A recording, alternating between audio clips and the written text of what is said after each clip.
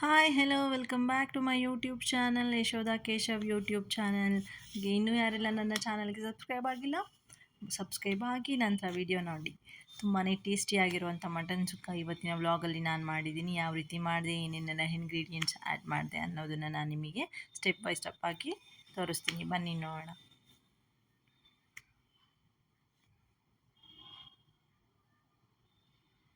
Mutton ಸುಕ್ಕ ಮಾಡಲಿಕ್ಕೆ ನಾನಿಲ್ಲಿ ಅರ್ಧ ಕೆ ಜಿಯಷ್ಟು ಮಟನ್ನ ತಗೊಂಡು ಉಪ್ಪು ಹಾಗೂ ಅರಿಶಿನ ಹಾಕಿ ನೀಟಾಗಿ ತೊಳೆದು ಎತ್ತಿಟ್ಕೊಂಡಿದ್ದೀನಿ. ನಂತರ ನಾನಿಲ್ಲಿ ಒಗ್ಗರಣೆಗೆ 3 ಮೀಡಿಯಮ್ ಸೈಜಷ್ಟು ಈರುಳ್ಳಿ ಹಾಗೂ 2 ಟೊಮ್ಯಾಟೊ, ಸ್ವಲ್ಪ ಕೊತ್ತಂಬರಿ ಸೊಪ್ಪು ಇದಿಷ್ಟನ್ನು ಚೆನ್ನಾಗಿ ಹೆಚ್ಚಿ ಎತ್ತಿಟ್ಕೊಂಡಿದ್ದೀನಿ.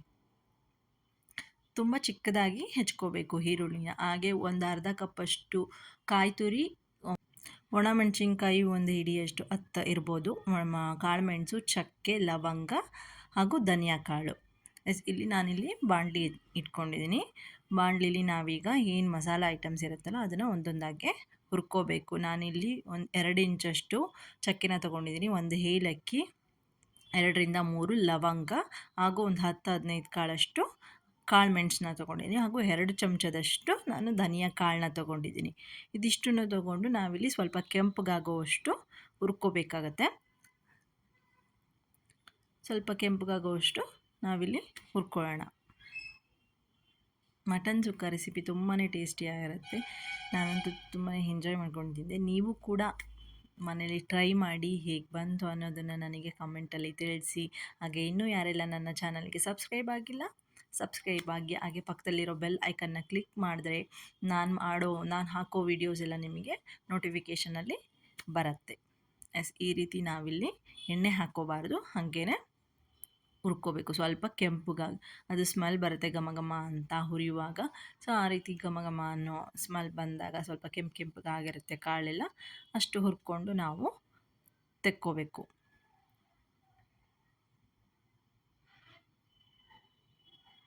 ಸ್ವಲ್ಪ ಜೀರಿಗೆ ಕೂಡ ನಾನಿಲ್ಲಿ ಒಂದು 1/4 ಚಮಚದಷ್ಟು ಜೀರಿಗೆ ಕೂಡ ಹಾಕ್ಕೋತಾ ಇದ್ದೀನಿ.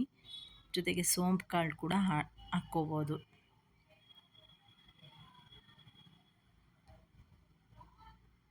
ಕೆಂಪಗಾಗುವಷ್ಟು ನಾವಿಲ್ಲಿ ಹುರ್ಕೊಂಡಾಯಿತು. ಈಗ ನಾವು ಒಂದು ಪ್ಲೇಟಲ್ಲಿ ತಕ್ಕೊಂಬಿಡೋಣ.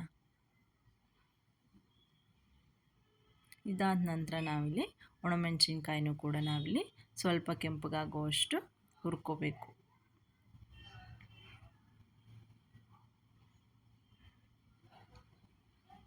ಎಣ್ಣೆ ಏನು ಹಾಕ್ಕೋಬಾರ್ದು, ಹಾಗೆ ಹುರ್ಕೋಬೇಕು.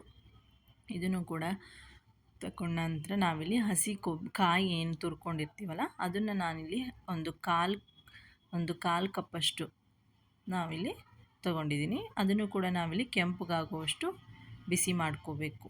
ಕೈ ಆಡಿಸ್ತಾನೆ ಇರಬೇಕು.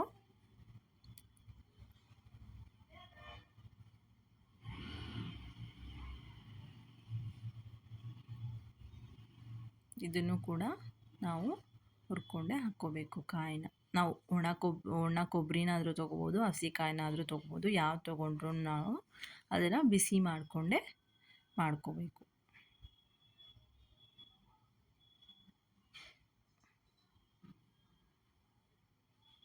ಸ್ವಲ್ಪ ಬಿಸಿ ಮಾಡ್ಕೋಬೇಕು, ಚೆನ್ನಾಗಿ ಕೆಂಪಗಾಗಬೇಕು. ಅದು ಕಲರ್ ಚೇಂಜ್ ಆಗುತ್ತೆ. ನಮ್ಮ ಕೊಬ್ಬರಿ ನೋಡ್ಬೋದು, ಕಲರ್ ಚೇಂಜ್ ಆಗಿದೆ, ಕೆಂಪು ಕಲರ್ ಟರ್ನ್ ಆಗಿದೆ. ಇಲ್ಲಿವರೆಗೂ ನಾವು ಹುರ್ಕೊಂಡು ಎತ್ತಿಟ್ಕೋಬೇಕು. ಇದಾದಮೇಲೆ ನಾವಿಲ್ಲಿ ಫಸ್ಟಿಗೆ ಏನೇನು ರುಬ್ಕೋಬೇಕು ಮಸಾಲೆ ಅಂದರೆ ಒಣಮೆಣಸಿನ್ಕಾಯಿ ಹಾಗೂ ಏನು ನಾವು ಹುರ್ಕೊಂಡಿರೋ ಮಸಾಲೆ ಸಾಮಗ್ರಿಗಳನ್ನೆಲ್ಲ ನಾವಿಲ್ಲಿ ಬಿಸಿ ಮಾಡ್ಕೊಂಡಿರೋನೆಲ್ಲ ಫಸ್ಟು ನೀರು ಹಾಕ್ತೇನೆ ನಾವಿಲ್ಲಿ ರುಬ್ಕೋಬೇಕು. ಇದಕ್ಕೆ ನಾವು ಯಾವುದೇ ರೀತಿ ನೀರನ್ನ ಹಾಕ್ಕೋಬಾರ್ದು. ಈ ರೀತಿ ಪೌಡರ್ ರೂಪದಲ್ಲಿ ನಾವು ರುಬ್ಕೊಂಡು ಫುಲ್ ಫೈನ್ ಪೌಡರಾಗಿ ಚೆನ್ನಾಗಾಗುತ್ತೆ. ಸೊ ಈ ರೀತಿ ರುಬ್ಕೊಂಡು ನಾವು ಎತ್ತಿಟ್ಕೋಬೇಕು. ಇದಾದ ನಂತರ ನಾನಿಲ್ಲಿ ಕುಕ್ಕರ್ನ ಇಟ್ಕೊಂಡಿದ್ದೀನಿ. ಸೊ ಇದಕ್ಕೆ ನಾನಿಲ್ಲಿ 2 ಚಮಚದಷ್ಟು ಎಣ್ಣೆನ ಹಾಕ್ಕೋತಾ ಇದ್ದೀನಿ.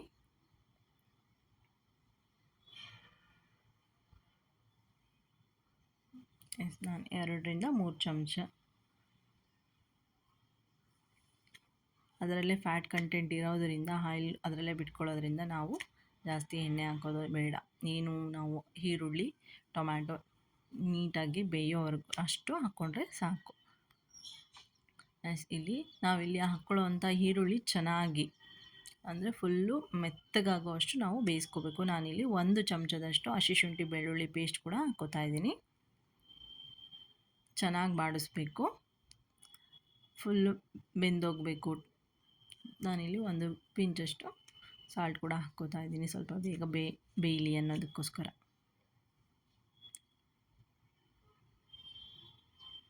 ಆಲ್ಮೋಸ್ಟ್ ಎಲ್ಲ ಬೆಂದೋಗಿದೆ. ಸೊ ಇಲ್ಲಿ ನಾನು ಹೆಚ್ಚಿಟ್ಕೊಂಡಿರೋ ಟೊಮ್ಯಾಟೊ ಕೂಡ, ನಾನಿಲ್ಲಿ 2 ಮೀಡಿಯಮ್ ಸೈಜಿನ ಟೊಮ್ಯಾಟೊನ ಹೆಚ್ಕೊಂಡಿದ್ದೀನಿ.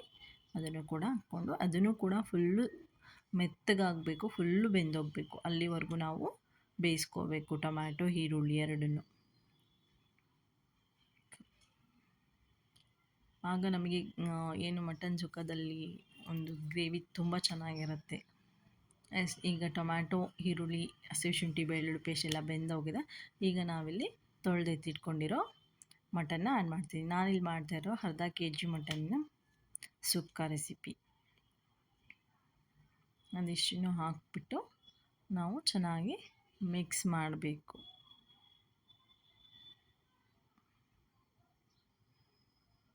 ರುಚಿಗೆ ತಕ್ಕಷ್ಟು ಉಪ್ಪನ್ನ ನಾವು ಆ್ಯಡ್ ಮಾಡ್ಕೋಬೇಕು.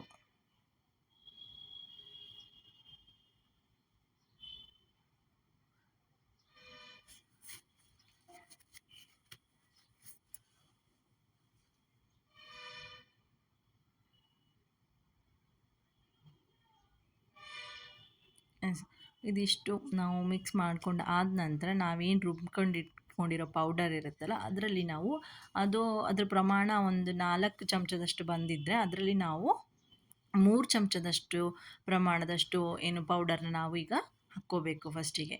ಇನ್ನು ಮಿಕ್ಕಿದ್ದು 1 ಚಮಚದಷ್ಟು ನಾವು ಅದರಲ್ಲೇ ಜಾರ್ನಲ್ಲೇ ಬಿಟ್ಕೊಬೇಕು, ಅದನ್ನು ತೆಕ್ಕೋಬಾರ್ದು.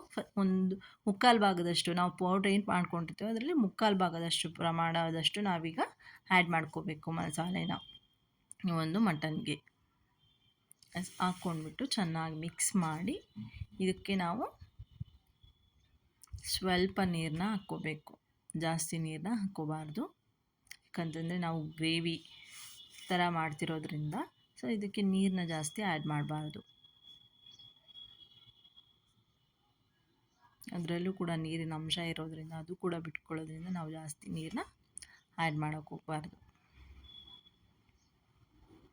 ಸ್ವಲ್ಪ ಪ್ರಮಾಣದಷ್ಟು ಬೇಯಲಿಕ್ಕೆ ಎಷ್ಟು ಬೇಕಾಗುತ್ತೋ ಅಷ್ಟು ಮಾತ್ರ ನಾವು ಆ್ಯಡ್ ಮಾಡ್ಕೋಬೇಕಷ್ಟೆ.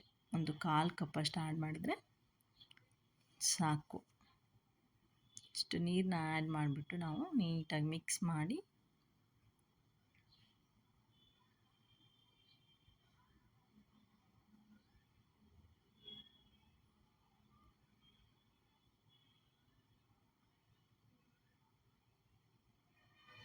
ಬೇರೆ ಏನೋ ಐಟಮ್ಸ್ ಆ್ಯಡ್ ಮಾಡೋದಿಲ್ಲ. ಈ ನಾವು ರುಬ್ಕೊಂಡಿರೋ ಮಸಾಲ ಇರುತ್ತಲ್ಲ ಅದಷ್ಟನ್ನೇ ನಾವಿಲ್ಲಿ ಆ್ಯಡ್ ಮಾಡ್ಕೋಬೇಕು. ನಾನಿಲ್ಲಿ ಖಾರದ ಮೆಣಸಿನ್ಕಾಯಿ ತೊಗೊಂಡಿದ್ದೀನಿ, ನೀವು ಬೇಕಿದ್ರೆ ಬ್ಯಾಡಗಿ ಮೆಣಸಿನ್ಕಾಯಿ ಯೂಸ್ ಮಾಡ್ಬೋದು. ನಾನಿಲ್ಲಿ ಸ್ವಲ್ಪ ಖಾರ ಇರೋವಂಥ ಮೆಣಸಿನ್ಕಾಯಿನೇ ತೊಗೊಂಡಿದ್ದೀನಿ. ಇದು ಸ್ವಲ್ಪ ಕುದೀಲಿಕ್ಕೆ ಬಿಡಬೇಕು. ಇದು ಕುದ್ದ ನಂತರ ನಾವು ಲಿಡ್ನ ಕ್ಲೋಸ್ ಮಾಡಬೇಕು. ಕುದೀತಾ ಇದೆ, ನಾವೀಗ ಲಿಡ್ನ ಕ್ಲೋಸ್ ಮಾಡೋಣ. ಕ್ಲೋಸ್ ಮಾಡಿ ನಾವಿಲ್ಲಿ 1 ವಿಷಲ್ನ ಕೂಗಿಸ್ಕೊಳ್ಳೋಣ. ಇದು ವಿಷಲ್ ಬರೋಷ್ಟರಲ್ಲಿ ನಾವು ಏನು ಹುರ್ಕೊಂಡಿರೋ ಕಾಯಿ ಇತ್ತಲ್ಲ, ಸೊ ಅದನ್ನು ನಾವು ಮಿಕ್ಕಿರೋ ಮಸಾಲೆ ಜೊತೆಗೆ ನಾವಿಲ್ಲಿ ಒಂದು ಫೈನ್ ಪೇಸ್ಟ್ ಇದನ್ನು ಕೂಡ ಪೇಸ್ಟಾಗಿ ಮಾಡ್ಕೋಬೇಕು. ಇದಕ್ಕೂ ಕೂಡ ಯಾವುದೇ ರೀತಿ ನೀರನ್ನ ಆ್ಯಡ್ ಮಾಡಬಾರ್ದು ರುಬ್ಬೋದಕ್ಕೆ. ವಿಷಲ್ ಬಂದಿದೆ, ತಣ್ಣಗಾಗಿದೆ. ನಾವಿಲ್ಲಿ 1 ವಿಷಲ್ನ ಕೂಗಿಸ್ಕೊಂಡಿದ್ದೀವಿ. ಈ ರೀತಿಯಾಗಿ ನಮಗೆ ಗ್ರೇವಿ ಇದೆ. ಇದನ್ನು ನಾವೀಗ ಆರ ಆಗಿದೆ, ಆಲ್ಮೋಸ್ಟ್ ಮಟನ್ ಬೆಂದೋಗಿರುತ್ತೆ. ಸೊ ಜಾಸ್ತಿ ನಾವು ನೋಡ್ಕೋಬೇಕು ಯಾವ ಥರ ಇರುತ್ತೆ ಮಟನ್ನು, ತುಂಬ ಬಲ್ತಿರೋದಿರುತ್ತೋ ಎಳೆದಿರುತ್ತೋ ನೋಡ್ಕೊಂಡು ನಾವು ವಿಷಲ್ನ ಕೂಗಿಸ್ಕೋಬೇಕಾಗತ್ತೆ. ನಾವಿಲ್ಲಿ ಮೀಡಿಯಮ್ ಆಗಿರೋದ್ರಿಂದ ನಾನು 1 ವಿಷಲ್ನ ಕೂಗಿಸ್ಕೊಂಡಿದ್ದೀನಿ. ಬೆಂದಿದೆ.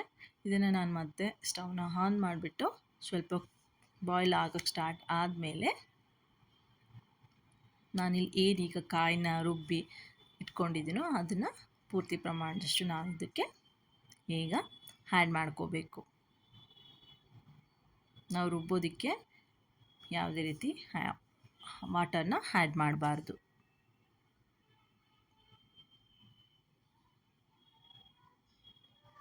ಕುದಿ ಬಂದಮೇಲೆ ನಾವು ಇದಕ್ಕೆ ಪೌಡರ್ನ ಹಾಕ್ಕೋಬೇಕು.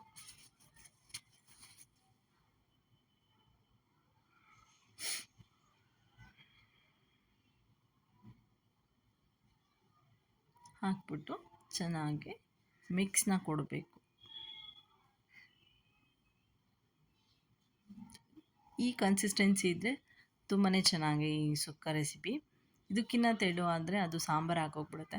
ಸೊ ಇದೇ ಕನ್ಸಿಸ್ಟೆನ್ಸಿ ಅಥವಾ ಇದಕ್ಕಿಂತ ಡ್ರೈ ಕನ್ಸಿಸ್ಟೆನ್ಸಿಲಿ ಮಾಡ್ಕೊಂಡು ತಿಂದರೆ ತುಂಬಾ ಚೆನ್ನಾಗಿರುತ್ತೆ. ಟ್ರಸ್ಟ್ ಮೀ, ಟ್ರೈ ಮಾಡಿ ನೀವು ಕೂಡ ಮನೇಲಿ. ಯಾವ ರೀತಿ ಬಂತು ಅಂತ ನನಗೆ ಕಾಮೆಂಟ್ ಮುಖಾಂತರ ತಿಳಿಸಿ.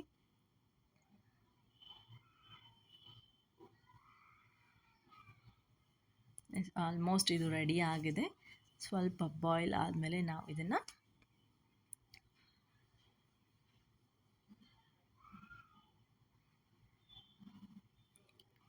ಈ ರೀತಿ ಬಂದಿದೆ ನಮ್ಮ ಮನೆಯ ಮಟನ್ ಸುಕ್ಕ ರೆಸಿಪಿ.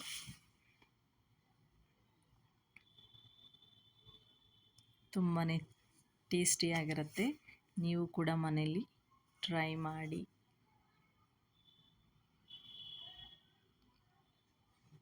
ಆಲ್ಮೋಸ್ಟ್ ರೆಡಿ ಆಗಿದೆ ಇದು. ನಾವೀಗ ಲಿಡ್ನ ಕ್ಲೋಸ್ ಮಾಡಿ ನಾವು ಸ್ಟವ್ನ ಆಫ್ ಮಾಡ್ಕೊಳ್ಳೋಣ. ನಾನು ಇವತ್ತು ಅಕ್ಕಿ ರೊಟ್ಟಿ ಜೊತೆಗೆ ಮಟನ್ ಸುಕ್ಕನ ಟ್ರೈ ಮಾಡ್ತಿದ್ದೀನಿ. ತುಂಬಾ ಚೆನ್ನಾಗಿತ್ತು. ಹಾಗೆ ಈ ವಿಡಿಯೋ ನಿಮಗೆ ಇಷ್ಟ ಆಗಿದೆ ಅಂತ ನಾನು ಭಾವಿಸ್ತಾ ಈ ವಿಡಿಯೋನ ನಾನು ಇಲ್ಲಿಗೆ ಎಂಡ್ ಮಾಡ್ತಾ ಇದ್ದೀನಿ.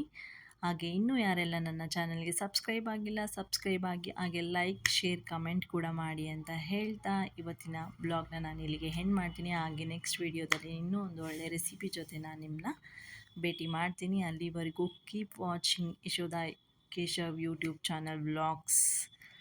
ಧನ್ಯವಾದಗಳು.